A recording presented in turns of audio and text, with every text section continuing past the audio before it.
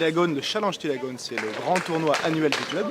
C'est la première édition cette année du tournoi. Et pourquoi on l'a appelé Tillagone?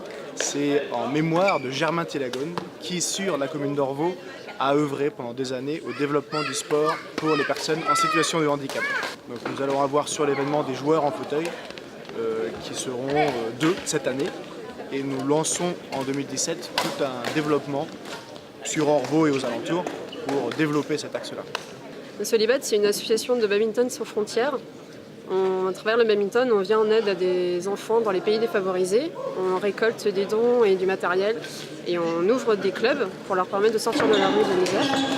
Et voilà, on essaie un peu de dynamiser un peu tout leur quotidien.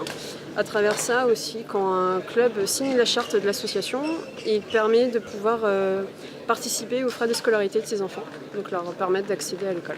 C'est l'occasion éventuellement voilà, d'engranger des points, d'engranger de l'expérience, enfin, surtout de l'expérience, voilà, se frotter contre voilà, des gens de notre niveau ou du niveau un peu au-dessus pour essayer de s'améliorer.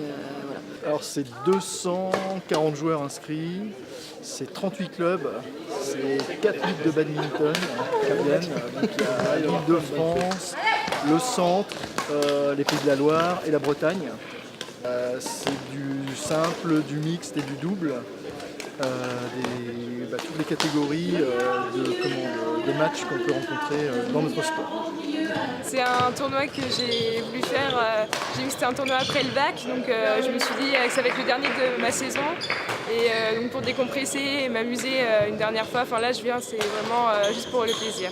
Nous on milite pour que le badminton reste mixte au niveau des championnats, au niveau de la pratique, car on ne veut pas que ça devienne un sport simplement avec un challenge homme, un challenge femme, qui en fait limite les échanges et limite la mixité aussi. C'est une mixité qu'on retrouve dans le bureau. Voilà, parce qu'on a la moitié des membres bénévoles du bureau qui sont des hommes et l'autre moitié qui sont des femmes. Voilà. Donc c'est vraiment, on le retrouve dans toute la structure. On respecte la parité.